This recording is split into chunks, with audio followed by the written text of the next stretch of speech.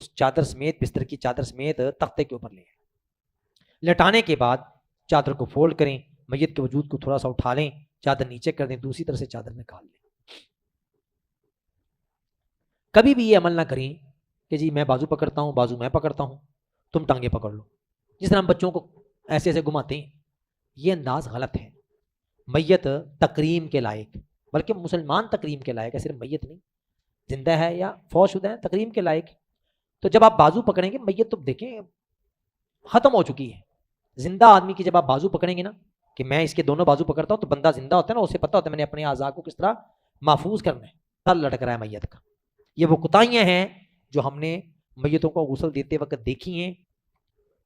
میت کو تختے کے اوپر لٹا لیا، جو کپڑے آسانی سے اتر سکتے ہیں اتارے جائیں. یہ ضروری نہیں ہے کہ 10,000 کی واسکٹ پہنی ہوئی ہے، بندہ فوت ہو گیا، اب وہ واسکٹ کو کاٹا جائے. یہ بھی ہماری کوتاہی ہے. ہم پہلے اتارتے نہیں ہیں، بعد میں بازو نہیں اوپر ہوتا، پھر کینچی سے ادھر سے کاٹ دو، ادھر سے کاٹ دو، کاٹ کے پھینک دیتے ہیں.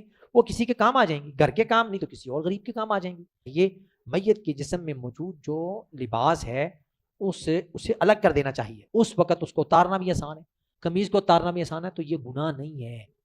اس کے اوپر میت کے اوپر بعد میں چادر ڈال دی جاتی ہے تاکہ وہ پردے میں رہے، لیکن اس کپڑوں کو ضائع، اس لیے یہ چیزیں اتار لینی چاہیے. ہاں نہیں خیال آیا اب اتارنا مشکل ہو رہا ہے، جب اتارنا مشکل ہو رہا ہے تو پھر مجبوری اسے کاٹا جا سکتا ہے.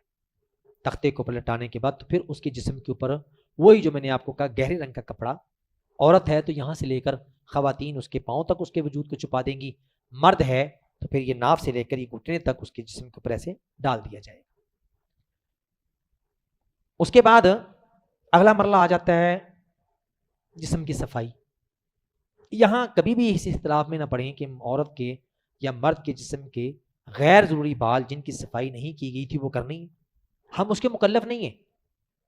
بحث کر رہے ہوتے ہیں لوگ، اس وقت ضد کر رہے ہوتے ہیں، نہیں جی صفائی کرو. آپ مجھے بتائیے، انسان جسم کی صفائی بن دیکھے کر سکتا ہے؟ اپنے جسم کی صفائی بن دیکھے نہیں ہو سکتی، تو ایک میت کے جسم کی صفائی بن دیکھے کیسے ہو سکتی؟ اس لیے زیر ناف بال، بغلوں کے بال، ناخن وغیرہ ہم اس کے مکلف نہیں ہیں. نہ انہیں کاٹا جائے گا نہ انہیں صاف کیا جائے گا. ان سے یہ مسئلہ پوچھا گیا کہ میت کے بارے میں بتائیے، تو انہوں نے کہا المیت یموت، مرنے والا فوت ہو گیا، وشعرہ طویل، اس کے جسم کے بال لمبے ہیں، نہیں کاٹے گئے، نہیں توجہ دی گئی. ایوخذ من شیء منہ شیء، ان کو کاٹا جائے؟ تو انہوں نے جواب میں کیا کہا؟ لا، کوئی نہیں کاٹے جائیں گے، ہم مکلف نہیں ہیں اس چیز کی. تیسرا انہوں نے کہا اما من قبل یموت فنعم، یہ مرنے سے پہلے والے کام تھے، پھر اس کے بیٹے، اس کے رشتہ دار مرنے سے پہلے جو پہلے صفائی کرتے تھے وہ کر لیتے، مرنے کے بعد تو ہم ذمہ دار ہے ہی نہیں. اس لیے ان جھگڑوں میں نہیں پڑنا چاہیے. ہم نے اسے غسل دینے ہیں، ہم ان چیزوں میں شامل نہیں ہوں گے، اس میں بحث مباحثہ نہیں کریں گے. یہ کو غسل دینے والا طریقہ ہے.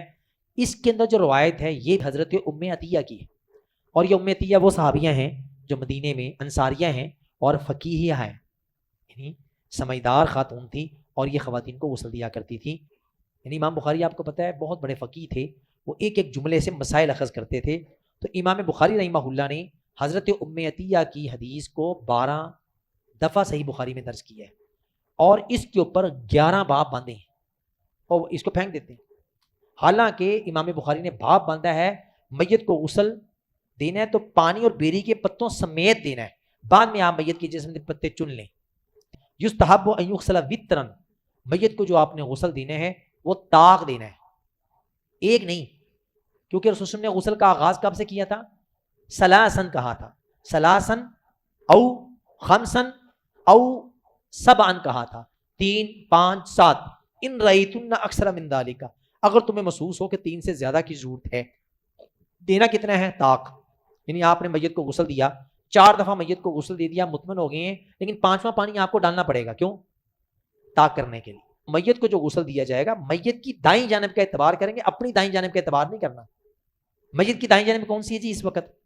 یہ طرف ہے نا، یہ ہے نا، اس طرف والی میت کی دائیں جانب ہے. اب میں اگر یہاں کھڑا ہو جاؤں تو آپ مجھے کہیں کہ مولانا صاحب میت کی دائیں جانب وہ ہے، میں کہوں جی چپ ہو جاؤ جی، میری دائیں جانب تو یہ ہے نا، یہ دیکھو میرا دایاں ہاتھ تو یہ ہے. نہیں، امام بخاری نے باب باندھا ہے میت کی دائیں جانب کا اعتبار کیا جائے گا میت کو غسل دینے میں. اگلا باب باندھا ہے مواد الوضوء من المیت، میت کو جو آپ نے غسل دینا ہے اس کے اعضائے وضو سے اس کا آغاز کریں. پھر باب باندھا ہے حل تکفن المرأة فی ادار الرجل، کیا عورت کو مرد کی چادر میں کفن دیا جا سکتا ہے؟ بندہ سوچتا ہی ہے نا. بیٹی فوت ہو گئی, باپ نے کفن کی چادریں, باپ نے احرام کی چادریں سنبھال کے رکھی ہیں, یا والد صاحب جو احرام باندھا تھا وہی چادر سفید باندھ کے گاؤں میں پھرتے ہیں. بیٹی فوت ہو گئی, وہ کہتے ہیں بیٹا میری بیٹی کو کفن دینا ہے, یہ جو میں چادر باندھتا ہوں یہ میں نے احرام والی چادر ہے, میں چاہتا ہوں اسی میں میری بیٹی کو کفن دے دو. آدھے گاؤں والے کہیں جی یہ تو جائز نہیں ہے جی, آپ کی چادر بچی کو کیوں باندھیں ہم؟ جائز. نبی صلی اللہ علیہ وسلم نے اپنی چادر دی تھی کہ میری بیٹی کو میری اس چادر میں لپیٹو. باپ نے بیٹی کو چادر دی تھی, تو یہ امام بخاری نے باب باندھا ہے. پھر آخر میں کافور ڈالنا ہے, یہ کافور والا پانی آخر میں ڈالا جائے گا. پھر عورت کے بالوں کو کھولا جائے گا, عورت نے اگر گتیں کی ہوئی ہیں, میڈیاں کی ہوئی ہیں, تو انہیں کھولا جائے گا, عورت کے بالوں کو کھولا جائے گا. پھر عورت کے بالوں کو 3 حصوں میں تقسیم کیا جائے گا, عورت کے بالوں کو 3 حصوں میں تقسیم کیا جائے گا, دائیں طرف, بائیں طرف اور یہ پیچھے والے. تو 1 2 3 عورت کے بالوں کو 3 حصوں میں تقسیم کیا جائے گا. ان بالوں کو خلفہا, عورت کے بالوں کو اس کی کمر کے پیچھے ڈالا جائے گا. اب آپ نے گھر میں جا کے پوچھنا ہے گھر والوں سے کہ میتوں کو غسل دیتی ہو, بیٹی سے, اہلیہ سے, والدہ سے, کہ امی اہلیہ سے پوچھیں, بیٹی سے پوچھیں میت کو جو غسل دیا جاتا ہے, بیٹا ہم تو لپٹی ہوئی دیکھتے ہیں نا, ذرا بتاؤ کہ تمہاری خالہ فوت ہو گئی تھی, بیٹا تمہاری والدہ فوت ہوئی تھی, ماں کے بال کہاں ڈالے تھے؟ اگر بیٹی کے بابا ہم نے امی کے بالوں کو 2 حصے کر کے نا ادھر ڈال دیے تھے, ایک ادھر ڈال دی تھے اور ایک ان کی چھاتی کے ادھر ڈال دیے تھے, تو کئی کدھر گئی سنت؟ امام بخاری تو کہتے ہیں کمر کے پیچھے ڈالنے تھے. نہیں یہ تیسری نہیں, یہ 3 چادریں پوری ہیں, ادھر کر دیں. کسی کے پاس رومال ہے جی؟ رومال ہے گہرا ہے. ہم نے یہ اب مرد کی میت ہے تو ہم نے یہ سمجھیں کہ ان کے جسم کے اوپر یوں ڈالنا ہے. اب ہم نے انہیں وہاں سے اٹھا کے یہاں لے آئے. اچھا جی پہلے تو یہ چادر کھولیں نا, ایک نکال لیں, کٹھی کھول لیں, اٹھائیں جی. وہ روٹین کے مطابق جو بندے کہتے ہیں جی ہم نے چادر نہیں جی, بازو پکڑیں جی, اٹھائیں. ہاں جی آپ خود سوچیں, لیں اوپر لیں. اب یہ عملی اسی طرح ہوگا, لے آئیں جی. ہاں جی اب خود سوچیں کہ یہ منظر اچھا لگتا ہے, یہ پکڑیں اکٹھا کر لیں, آ جائیں جی. اب دیکھیں آپ اس میت کو اٹھائیں گے نا, تو یہ خاص طور پہ اسلام آباد میں بلاک ہیں, فلیٹ بنے ہوئے ہیں. اب میتیں اوپر غسل دے کے آپ اندازہ لگا لیں کہ ہمارے جو سی ڈی اے کے بلاک ایسے بنے ہوئے ہیں, خاص طور پہ کراچی کمپنی میں بلاک اتنے چھوٹے سیڑھی ہیں کہ میت کو چارپائی پہ ڈال لیتے ہیں, پھر سیڑھی نہیں اترتی, مڑتی نہیں ہے, اور وہ اوپر غسل دیتے ہیں میت کو, پھر اس طریقے سے چادر میں لپیٹ کے نیچے لا رہے ہوتے ہیں. جب نیچے لاتے ہیں تو پخانہ نکل چکا ہوتا ہے, 4تھے فلور سے نیچے آئے گا نا تو میت تو ایسے کٹھی ہو جاتی ہے, یوں ہو جاتی ہے بیچاری, اور نیچے آنے تک اس کے اعضاء ڈھیلے پڑ جاتے ہیں. کیوں اسلام نے کہا ہے سوئے بندے کا وضو ٹوٹ جاتا ہے, ہوا خرج ہوتی ہے, پتہ نہیں چلتا. تو جب بندہ ہی بیچارہ دنیا سے جا چکا ہے, جب وہ یوں بن جاتا ہے نیچے, وہ کیا کرتے ہیں عموماً فلیٹوں والے, وہ میت کو نیچے 4 دیواری میں پردہ لگا کے, ٹینٹ لگا کے نیچے غسل دے رہے ہوتے ہیں کہ اوپر سے لانا مشکل ہے, میت کو لانا ہی مشکل ہے.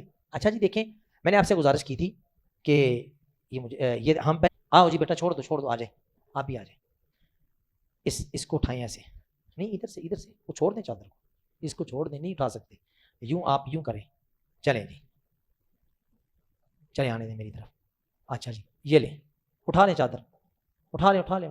یہ جی یہ چادر نکالنی آسان ہے, ٹھیک ہے نا جی.